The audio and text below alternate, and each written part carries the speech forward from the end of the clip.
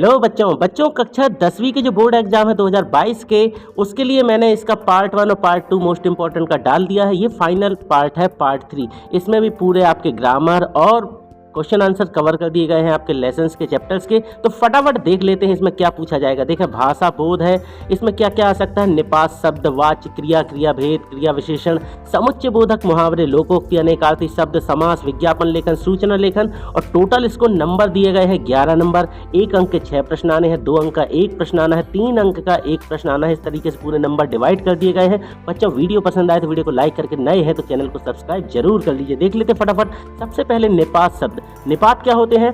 किसी भी बात पर अतिरिक्त भार देने के लिए जब जोड़ लगा के कोई बात करते हैं तो उसको निपात शब्द कहते हैं। जैसे कि भी, तो, तक, केवल। जैसे आज रात ही जाना होगा, आज रात भी जाना होगा, तुमने तो कमाल ही कर दिया, ये शब्द कहलाते निपात शब्द। देख लें, यहाँ पे आपको छांटना है। फिर वाच्य लिखा हुआ है नीचे, तो वाच्य की डेफिनेशन आपके सामने है कि क्रिया के जिस रूप में कर्ता, कर्म और भाव के अनुसार क्रिया का विधान ज्ञात हो उसे वाच्य कहते। वाच्य 2 प्रकार के होते, कर्तवाच्य, कर्मवाच्य और भाववाच्य 3 प्रकार के।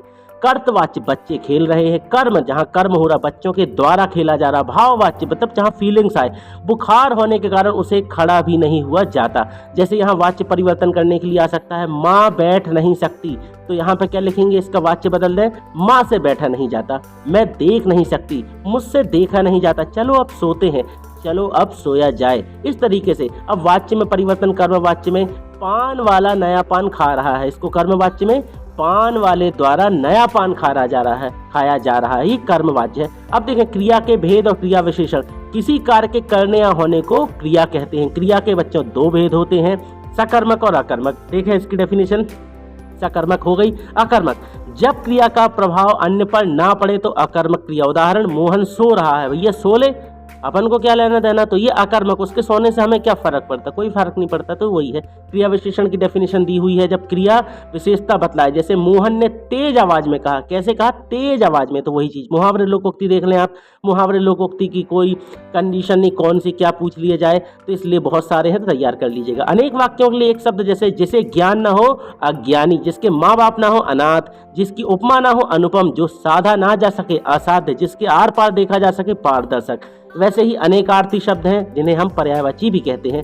ठीक है। फिर बारी आई बच्चों समास की। समास किसे कहते हैं? 2 अथवा 2 से अधिक पदों के योग को समास कहते हैं। ओके। समास का शाब्दिक अर्थ क्या होता है? संक्षेप, बिल्कुल शॉर्ट में जो बता दिया जाए वो समास। समास विग्रह करने के लिए आ सकते प्रतिदिन, पंचवटी, दशानन, महोदय। तो प्रतिदिन में कौन सा समास है, पंचवटी में कौन सा समास, तो ये पूरे लिखे हुए हैं आपके सामने, आप लोग देख लें और तैयार कर लें। बच्चों, वीडियो पसंद आए तो वीडियो को लाइक जरूर कर देना, एक तो फटाफट कर दीजिएगा। समास की डेफिनेशन ये है, 2 या 2 से अधिक पदों को समास कहते हैं, पदों के योग को। अब ये समास विग्रह करने के लिए कुछ टॉपिक्स दिए हुए देख लीजिए आप, इसमें आप मिला लीजिएगा कौन कौन से समास। इसका एक वीडियो मैंने पहले डाला है, उसमें आप बहुत अच्छे देख लें। एक और आपके लिए ग्रामर का बहुत शानदार वीडियो लेकर के आऊँगा, मगर अभी आप लोग इसमें से काम चला लें। अब देखिए, समुच्चय बोधक क्या कहलाते? 2 या 2 से अधिक शब्दों, वाक्यांशों या वाक्यांशों को जोड़ने वाले शब्द को समुच्चय बोधक कहते हैं। समुच्चय बोधक को दूसरे शब्दों में योजक भी कहा जाता है। योजक मतलब कि जहाँ कोई मतलब जोड़ा लगा, जैसे कि और, तो, तथा। ठीक है। इस तरीके से मैं गया, वहाँ गया तो, अब देखिए तो लगा ना, मैं वहां गया तो देखा कि, तो ये तो जहां पे समुच्चय 2 शब्दों को जोड़ देते। अब विज्ञापन लेखन, सूचना लेखन, ये भी आ सकते हैं। कृतिका भाग, इसमें देखें टोटल अंक 8 अंक आवंटित कर दिए गए हैं। 1 अंक के 6 प्रश्न, 2 अंक का 1 प्रश्न, 3 अंक के कोई भी प्रश्न नहीं है, 4 अंक के भी कोई प्रश्न नहीं है। तो कुल मिला के 8 अंक आपके सामने डिवाइड है। बच्चों, फिर से कहूंगा, अगर नए हैं तो हमारे चैनल से जुड़ जाइए, क्योंकि हम बकवास नहीं करते, आप लोगों को केवल इंपॉर्टेंट चीजें ही देते। देखिए, माता का आंचल, तो भोलेनाथ का वास्तविक नाम क्या था? तारकेश्वर नाथ। भोलेनाथ के ललाट पर कौन सा तिलक शोभित था? तो वो था भभूत का वंदन। ठीक है। इसके बाद भभूत का वंदन है। इसके बाद देखें, बाबूजी किस का पाठ करते थे? बच्चे, भभूत थोड़ा कंफर्म कर लीजिएगा। बाबूजी किस पाठ करते थे? तो रामायण का। कभी कभी बाबूजी हमसे कुश्ती भी लड़ते थे। ठीक है। भोलानाथ के पिता फूल के कटोरे में क्या रखते थे? गोरस भात छानकर खिलाते थे। भोलानाथ और उसके साथी खालिस्तान के बिल से पानी उलीचने लगे, किसके? चूहों के बिल से। फिर यहाँ सही जोड़ी में ला लीजिएगा, भोलेनाथ, भभूत का तिलक, आटे की गोलियां, इसका मछलियों के लिए, और मैया, मैया होती है कड़वा तेली। ओके। फिर सत्य सत्य है, इनको भी देख लीजिए आप बहुत अच्छे से। भभूत क्लियर है बच्चों। एक चीज और, फिर इसके बाद एक शब्द में उत्तर, बरखा बंद होते ही बाग में क्या नजर आए, तो बाग में बिच्छू नजर आ गए। चबूतरे का एक कोना क्या कहलाता है, चबूतरे का एक कोना नाटक घर बनता था। फिर यहाँ पे शिशु का नाम भोलानाथ क्यों पड़ा, प्रश्न उत्तर देख लें आप। तो शिशु का नाम भोलानाथ क्यों पड़ा, क्योंकि वो अपने पिताजी के साथ प्रतिदिन भगवान शिव की पूजा में बैठता था और उसको देख करके उसके पिताजी ने उसको भोलेनाथ कहना चालू कर दिया। भोलानाथ अपने साथियों को देखकर सिसकना क्यों भूल जाता है भैया, अपने साथियों को देखकर इसलिए क्योंकि वो रोना भूलकर खेल में रम जाते थे। बहुत बच्चे बहुत जल्दी अपनी मतलब जो कष्ट होता उसे भूल जाते, यही उसके साथ भी होता था। अब बारी आई जॉर्ज पंचम की नाक। तो नाक किसका प्रतीक मानी जाती है बच्चों, ये मोस्ट इंपॉर्टेंट ऑब्जेक्टिव है। तो नाक होती है सम्मान का प्रतीक, मान सम्मान, जो हमारा यश वैभव वो हमारा नाक कहलाती है। उसके बाद है खालिस्तान, महारानी एलिजाबेथ किस हवाई अड्डे में उतरेंगी, तो ये आपके सामने है पूरा का पूरा पालम हवाई अड्डे। अखबारों में किसके कारनामे छपे थे, प्रिंस फिलिप के। रिक्त स्थान की पूर्ति करना है, महारानी के सूट की कीमत भारतीय मुद्रा में कितनी थी, 5,000 रुपए। फिर हिंदुस्तान का चप्पा चप्पा खोज डाला पर इस किस्म का पत्थर नहीं मिला, यह पत्थर क्या है, विदेशी है। जॉर्ज पंचम, खालिस्तान की नाक एकाएक गायब हो गई, किसकी, लाट की नाक, ठीक है। फिर इसके बाद सही जोड़ियां, सही जोड़ी आप देख लीजिएगा, दादा भाई का आएगा नौरोजी, फिर दादा भाई नौरोजी जानते होंगे आप। फिर इंग्लैंड की बारी आई तो इंग्लैंड का एलिजाबेथ से संबंध है। फिर हिंदुस्तान इंडिया गेट है। बच्चों 8400 जी हाँ, इस व्हाट्सएप नंबर पर अब आपको मैथ, फिजिक्स, केमिस्ट्री, बायोलॉजी के हर डाउट, हर क्वेश्चन का मिलेगा तुरंत वीडियो सॉल्यूशन सीधे आपके व्हाट्सएप पर। बस अपने फ़ोन पर डाउटनेट का 8400 नंबर सेव कर लीजिए और चैट ओपन कीजिए। फिर जो भी आपका डाउट है उस क्वेश्चन की फ़ोटो खींचनी है, उसे क्रॉप करना है और 5 सेकंड में पाइए अपने डाउट का solution. Class 6 to 12 IIT, JEE, NEET, CBSE board और सभी स्टेट बोर्ड के बच्चों के लिए। तो देर किस बात की, अभी जाइए और 8400 पर अपना सवाल व्हाट्सएप कीजिए और अपने सभी डाउट को आउट कीजिए, लिंक डिस्क्रिप्शन में दी हुई है। फिर बच्चों सत्य सत्य की बारी आती है। जैसे पहला वाला है कि जॉर्ज पंचम की खोई हुई नाक वाला। फिर है बिहार सेक्रेटरिएट के सामने सन 42 में शहीद होने वाले बच्चों की मूर्तियां स्थापित हैं। जी हाँ, सही बात है। फिर एक शब्द में उत्तर देख लें आप, जॉर्ज पंचम की नाक के रचनाकार कौन है, तो इनका नाम है कमलेश्वर जी। फिर जॉर्ज पंचम की नाक काट लगने वाले दिन अखबारों में क्या छपा था, कि उनकी जिंदा नाक लग गई है। इसके बाद अगला देख लें आप, यहाँ पे लघुत्तरीय प्रश्न, जॉर्ज पंचम की नाक काटने वाले दिन अखबार चुप क्यों थे। फिर जॉर्ज पंचम की लाट की नाक वाला, ये पूरा है। फिर अगला पार्ट आ गया, मैं क्यों लिखता हूँ। तो मैं क्यों लिखता हूँ किसकी रचना है, अज्ञेय की। अज्ञेय ने हिरोशिमा कविता कहाँ लिखी थी, रेलगाड़ी में बैठे बैठे। लिखने के बाद ही लेखक उस आभ्यंतर व्यवस्था को पहचानता है। रिक्त स्थान की पूर्ति आई हुई है, यहाँ देखें, जापान के हिरोशिमा में कौन सा बम गिरा था, तो परमाणु बम गिरा था या अणु बम गिरा था, ठीक है। तो यहाँ पे देखें एटम मीन्स भी वही होता, अणु मीन्स भी वही होता, तो यहाँ पे देखें अणु बम गिरा था। फिर लेखक अज्ञेय खालिस्तान के विद्यार्थी रहे, किसके, विज्ञान के। विज्ञान के दुरुपयोग की प्रति यहाँ पे आपके ऑप्शन दिए हुए हैं, देख लीजिएगा।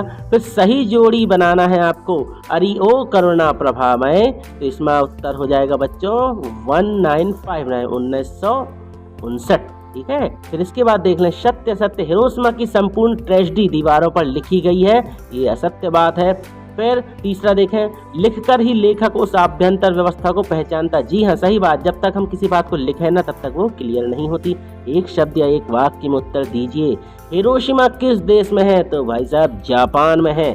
फिर किस पदार्थ के कारण हिरोशिमा के अस्पताल में आहत लोग वर्षों से कष्ट पा रहे हैं, तो वो है रेडियम। रेडियम जो होता है उसके कारण हानिकारक रेडिएशन फैल जाते हैं जो कि परमाणु बम से निकलता है और वहाँ कई वर्षों तक बहुत ही भयावह स्थिति का सामना करना पड़ता है वहाँ के लोगों को, इसलिए परमाणु बम बहुत ही खतरनाक होते हैं।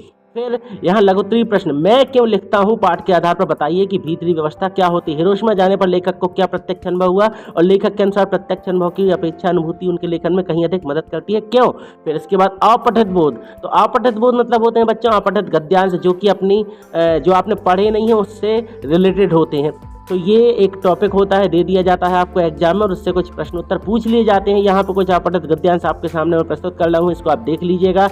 यहाँ पे पूरा लिखा हुआ है, उनके रिलेटेड कुछ क्वेश्चन आंसर्स हैं। ये अपठित गद्यांश में ज़्यादा आपको डीपली मैं डिस्क्राइब नहीं कर सकता, समझा नहीं सकता, क्योंकि ये कौन से आ जाए कैसे आ जाए इसकी कोई गारंटी नहीं है। फिर भी जो मुझे कुछ इंपॉर्टेंट लगे इस प्रश्न बैंक के अनुसार या हिसाब से मैंने वो आप लोगों को प्रस्तुत करा दिए। आप इनको देख लें और तैयार कर लें। परंतु मैं फिर से कहूँगा, अपठित गद्यांश कोई सा भी कहीं से भी कैसा भी पूछा जा सकता है, क्योंकि वो अपठित है। और अपठित के बारे में ये बात बोल दूं कि बहुत सारे होते हैं, कौन सा आपका डिपार्टमेंट जो एजुकेशन डिपार्टमेंट कहाँ से कौन सा उठा के रख दे, इसकी कोई गारंटी नहीं। बच्चों, ये आपके जो एग्ज़ाम हैं अभी फ़िलहाल, जैसे हाफ़ ईयरली एग्ज़ाम चल रहे हैं एमपी बोर्ड के स्टूडेंट के, उसके बाद फाइनल एग्ज़ाम भी होंगे। तो ये जो मेरा वीडियो है ये फाइनल एग्ज़ाम के लिए, वार्षिक परीक्षा के लिए मोस्ट इम्पॉर्टेंट है। चाहे वो किसी भी बोर्ड का स्टूडेंट हो, एनसीईआरटी पैटर्न पर बेस्ड है ये पूरा, तो आप इसको बहुत अच्छे से तैयार कर लीजिएगा। फिर उसके बाद देखते जाएं, ये पूरा लिखा हुआ है यहाँ पे, गद्यांश पद्यांश दोनों चले आ रहे हैं। इनके उत्तर भी आपके सामने हैं, इनको आप बहुत अच्छे से देख लें बच्चों और तैयार कर लें। आशा करते हैं हमारा वीडियो आप लोगों को कुछ ना कुछ तो मदद कर ही देगा, तो आप लोग इनको तैयार कर लें। वार्षिक परीक्षा की दृष्टि से मोस्ट इम्पॉर्टेंट है। मगर मैं फिर से एक बात कहूँगा आखिरी में कि हम यूट्यूबर्स जो होते हैं ये आपकी हेल्प करने के लिए तरह तरह की चीज़ें लाते, पर आप अपनी तैयारी भी रखें, अपने स्तर पर भी पढ़ाई करते चलें। पत्र लेखन में देखें, औपचारिक अनौपचारिक पत्र हैं, टोटल अंक में हैं कितने, 4 अंक। तो पत्र लेखन कितने नंबर का आएगा बच्चों, 4 नंबर का पत्र लेखन लिखने के लिए आएगा। अच्छा, विज्ञापन लेखन और सूचना लेखन भी इस साल ऐड हो सकते हैं, तो आप उनको देख लीजिएगा। पत्र कौन कौन से आ सकते हैं, ध्वनि विस्तारक यंत्र के रोग के लिए, फिर टीसी स्थानांतरण प्रमाण पत्र के लिए प्राचार्य को पत्र, फिर 10वीं बोर्ड की अंक सूची की दूसरी कॉपी मंगाने के लिए, शुल्क मुक्ति के लिए प्राचार्य को पत्र, और वाद विवाद प्रतियोगिता में प्रथम आने पर अपने मित्र को बधाई पत्र। निबंध कर लीजिएगा, निबंध में टोटल नंबर डिवाइड किए जाते हैं 7 नंबर। अब निबंध एक ऐसी चीज़ है, या बात की जाए हिंदी की, तो हिंदी में कुछ नहीं करना पड़ता बच्चों। ये किसी भी प्रश्नों को एक बार अच्छे से पढ़ लो तो अपने आप उसमें आप लिख सकते हो। एक बार मगर पूरा पढ़ना पड़ेगा। हिंदी बहुत ही आसान है, पर उसमें तो भी नंबर लाने कठिन हो जाते। निबंध देखें, जल ही जीवन विज्ञान की देन, और ये पूरे पॉइंट लिखे हैं। आशा करता है हमारा वीडियो आपको पसंद आया है। अगर वीडियो पसंद आया तो प्लीज़ वीडियो को लाइक करके चैनल को सब्सक्राइब कर लीजिएगा। मिलते हैं बहुत जल्द कोई ऐसे ही धमाकेदार वीडियो के साथ। तब तक के लिए विदा कीजिए मुझे। पढ़ते रहिए, बढ़ते रहिए। Good bye.